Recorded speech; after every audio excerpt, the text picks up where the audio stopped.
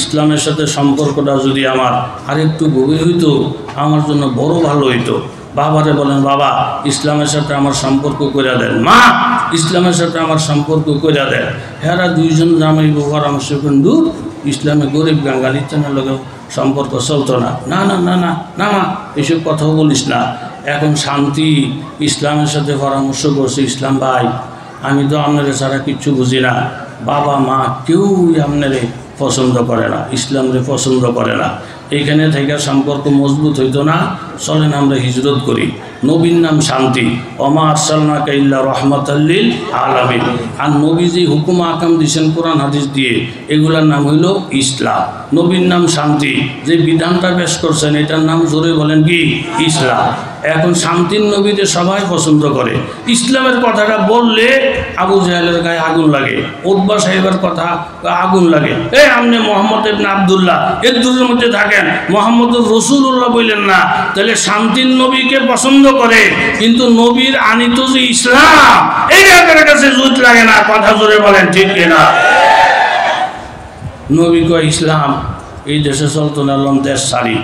নবী মক্কা সাইডে চলে গেছেন, জোরে বলেন কোথায়? জোরে বলেন। এখন এই শান্তির ইসলাম পরামর্শকেরা বাপদাদার দেশ থুইয়া গেছে গাড়ির জায়গায়। সকালবেলা বাসা ঘুম থেকে উঠছে, ওইটা শান্তির ঘরে গেছে। শান্তির ঘরে গিয়ে শান্তির ল্যাপটপ আছে কি নাই, শান্তির বালিশ পরে রয়েছে, গাড়ায় নাই। ও মা শান্তির ঘর আছে, শান্তির সামান আছে, টাকা আছে, পয়সা আছে, গাড়ি আছে, বাড়ি আছে, একটা মানুষের কলবে শান্তি নাই। কথা যদি বলেন ঠিক কি না? বাপে ফেডারেশনে মন্ত্রী ফোন করছে, মন্ত্রী সাহেব ওই কি আপনাকে ঘর শান্তি আসেনি? এত কোনা বহুত বিষয়ে দেখছি নাই, শান্তি নাই। এমপিরে ফোন করছে, এমপি সাহেব আপনাকে ঘরে আসেনি শান্তি? এমপি কয় আমাকে ঘরে তো নাই। একের ঘুরতে ঘুরতে মেম্বরটারে ফোন করছে, মেম্বর কয় না আমাকে ঘরেও শান্তি নাই। বাসাতে গেছে পাগল হয়ে, কিরি কারো ঘরই নাই, আমার ঘরও নাই, মন্ত্রীর ঘরও নাই, এমপির ঘরও নাই, শান্তি গেল কই, শান্তি গেল কই? এতে পত্রিকার মধ্যে বিজ্ঞপ্তি দিয়েছে, মা শান্তি তোমার হারাইয়া পুরা দেশ পাগল, তুমি যেখানে থাকো মা তাড়াতাড়ি করে চলে আসো, তাড়াতাড়ি চলে আসো। শান্তি বিজ্ঞপ্তি করে আসে, আমার পুরা দেশ কেবল শান্তি চায়, কেবল শান্তি চায়। ইসলামের কেহ কথা বলেন, ইসলামের কেহ। অথচ আমি শান্তির আগাগোড়া সম্পর্ক কিসের সাথে? ইসলামের সাথে। ইসলামের গাড়ি যাবে যেখানে আমি তো যাব সেখানে, ইসলাম নাই যেখানে আমি শান্তিও তো নাই সেখানে।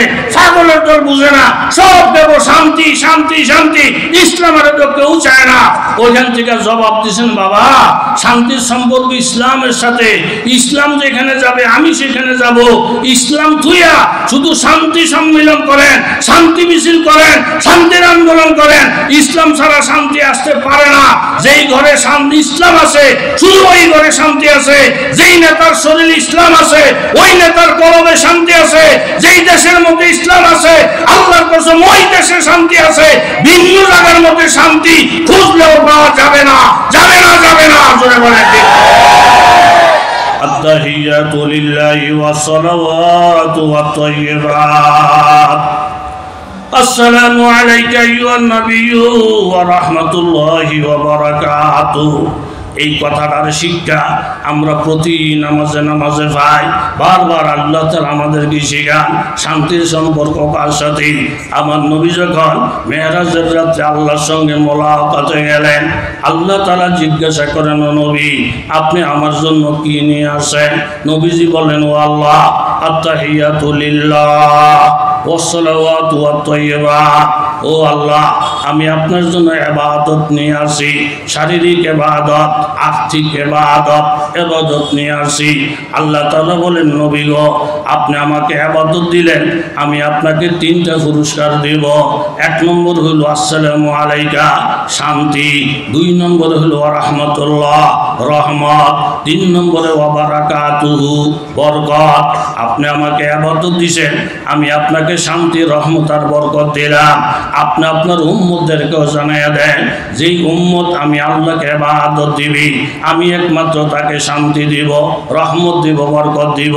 তাহলে যেইখানে ইবাদত আছে সেইখানে শান্তি রহমত বরকত আছে। ইবাদত নাই, শান্তি রহমত বরকত নাই। জোরে বলেন ঠিক কিনা? তেলি বেড়া এরকম ঘুম আসে না এমন লোক আমাদের দেশেও কথা জুড়ে বলেন আসে না নাই? ঘুম আসবো বেড়া, আরেকজনের ঘুম হারাম কইরা তুমি হেনে লেপ্ত সুখ ধরাইছো ঘুমাইতা। আল্লাহ তাআলা এত বেখবর না। এই লোকটার কান্নার আওয়াজে বুঝতে পারলো এই বেড়ার বউর সাথে খারাপ কাজ করে এই সরকারি প্রভাব খাটাইয়া কিছু লোক। তখন উনি বললেন, বাবা গেটটা খোলেন। খুলছে। আমি বুঝতে পারছি আপনি একটা অশান্তিতে আছেন ফ্যামিলিগতভাবে, আপনি চলে যান, আপনার বাড়ির পাহারা দেওয়ার দায়িত্ব আমি নিলাম। আল্লাহু আকবার।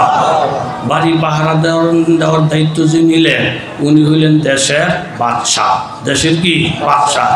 হযরত আবু বকর সিদ্দিক রাদিয়াল্লাহু জামানা এই মসজিদে নববীর গেটের মধ্যে একটা সাপ লেখা আছে, এই এলাকার মধ্যে অসুস্থ কারা, এই অসুস্থ রোগীর সেবা করবো কে, জামাই নাই বিধবা এর ফ্যামিলির খোঁজখবর লইব কে, আর একটা মানুষ বুড়া এর সেবা শুশ্রূষা করবো কে, প্রত্যেকের নামের তালিকায় কে কার সেবা করবো লেখা। এর মধ্যে একজন বুড়া বেটি, স্বামী নাই, ছেলে মেয়ে নাই, এর সেবাটা কি করব এই কথা ওনার নামের সাথে জোরে বলেন কি নাই? বসে রয়েছেন কা কি নাই? হযরত ওমর রাদিয়াল্লাহু আনহু বলেন, আল্লাহ একটা সুযোগ পাইছি, একটা বুড়া মেয়ে লোক এর লিস্টি হেনা আছে, খেদমত করি না নাই, এই বেটির খেদমতটা আল্লাহ তৌফিক দিলে আমি করবো। হযরত ওমর রাদিয়াল্লাহু আনহু তাহাজ্জুদের টাইমে চুপি গেছে বেটির দরজায়, গিয়ে মাগো দরজাটা খোলেন, আপনার খেদমতের দরকার, আমি আসি, পানি লাগলে বালতি করে দেবো, ঝাড়ু লাগলে ঝাড়ু দেবো, কাপড় চোপড় ধোয়ার লাগলে সব ধুইয়া রেডি করে থুয়ে যাবো, আমার দরজাটা খোলেন।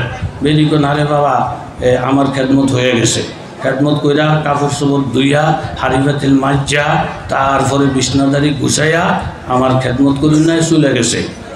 হযরত ওমর পরের দিন গেছে, বেটি এক কথাই গো খেদমত করুন নাই চলে গেছে। হযরত ওমর জিকে কেডা খেদমত করছে? যেই লোকটা খেদমত করছে উনি চেহারাটা এমনভাবে ঢাইকা রাখছে আমি ওনারে চিনি না। আল্লাহু আকবার। ওমর রাদিয়াল্লাহু আনহু একে 2 দিন ওই বাড়ি থেকে ফেরত আইসা নিজে একটা প্ল্যান করলেন, ওই মুখলেস বান্দাটা কি যে তার চেহারাটাও দেখায় নাই, পরিচয়টাও দেখায় নাই, আমি আগামীকাল এশার নামাজ পড়ি সেখানে দাঁড়িয়ে থাকবো, সারা রাত্র পাহারা দিব। এই কাজটা কি করে আমি একটু পর্যবেক্ষণ করব। রাত্র যখন গভীর হয়ে যায় দেখি হযরতে আবু বকর রাদিয়াল্লাহু আনহু জুতা স্যান্ডেল ছাড়া, চেহারাটারে কইরা, চেহারাটারে ডাইগা ওই বুড়া বেটির ঘরের মধ্যে ঢুইগা খেদমত ইত্যাদি আঞ্জাম দিয়া হযরত আবু বকর বাইর হয়। ওমর রাদিয়াল্লাহু আনহু থেকে সালাম দিলেন, জুতা খোলার কারণ জিজ্ঞাসা করলেন, চেহারা ঢাইকা রাখার কারণ জিজ্ঞাসা করলেন।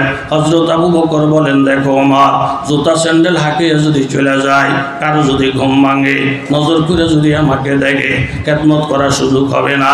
আমি যদি চেহারাটা ঢাইকা না রাখি এই বুড়া বেটি এই দেশের প্রধানমন্ত্রীকে দিয়া খেদমত নিবে না, এই জন্য চেহারা ঢাইকা রাখলাম, জুতা খুললা চললাম। হযরত ওমর আবু বকরের পায়ে পড়ে গেলেন, ও খলিফাতুল মুসলিমিন, এই মানবতার কারণে আল্লাহ তাআলা আপনাকে এই মকাম দিয়েছে, জোরে বলেন ঠিক কিনা? ঘুমের কাম করলে না ঘুম আসতো, আরেকজনের যার জীবনের নিরাপত্তা তুমি নিশ্চিত করতে পারো না, তোমার নিরাপত্তা নিশ্চিত হবে না, জোরে বলেন ঠিক কিনা? যান আপনি বাড়িতে চলে যান, বাড়ি পাহারা দিব আমি। এখন ওই লোক চলে গেছে, সুলতান মাহমুদ সবক থেকে একে 2 দিন গেছে, কেউ আসে না, কেউ আসে না। 3য় দিন গেলেন, যাইয়া দেখেন ঘরের মধ্যে সন্ত্রাসীরা ঢুকছে। হযরতি এরকমভাবে সুলতান মাহমুদ সবক থেকে তাড়াতাড়ি করে ঘরের মধ্যে ঢুকলেন, 2টা বাতিটা নিভাইয়া দিলেন, বাতিটা নিভাইয়া একটা কোপ দিয়া ওই লোকটাকে হত্যা করে ফেললেন। এরপরে এবার বাতি জ্বালাইলেন, বাতি জ্বালাইয়া উনি 2 রাকাত নফল নামাজ পড়লেন। নফল নামাজ পড়া বাড়িওয়ালারে ডাক দিয়ে বলেন, বাড়িওয়ালা তোমার ঘরে খাবার কোনো বস্তু আসেনি, আমার অনেক খিদা, আর তুমি আমার দিকে তাকাও, আমাকে চিনতে পারছো কিনা বলো। বাড়িওয়ালা বলতেছেন, হুজুর আপনার সুলতান মাহমুদের মতো লাগে। বলে, আমি সুলতান মাহমুদ, হুজুর খানা করে দিব, আপনার কাছে 3টা প্রশ্ন আমার জানার আছে। 1 নম্বর হইল ঘরের ভিতরে ঢুকে আপনি বাতিটা বন্ধ করে দিলেন, অন্ধকারের মধ্যে কোপ দেওয়া লোকটারে হত্যা করলেন, বাতি জ্বালাইয়া 2 রাকাত নামাজ পড়লেন, এখন আবার আমার কাছে খানা যাচ্ছেন, এগুলা কিছুই বুঝলাম না। সুলতান মাহমুদ বলেন, আমি আগে বাতিটা নিবি, সেই জন্য বাতির আলো থাকলে ওই লোকটা যদি আমার আপন আত্মীয় হয় তাহলে বিচার করতে আমার বাধা হয়ে যাইতে পারে, এই জন্য বাতিটা নিবে দিলাম। অপরাধী যদি আমার আপন সন্তান হয়ে যায় বিচার করতে যেন বাধা না লাগে। জোরে কান সুবহানাল্লাহ।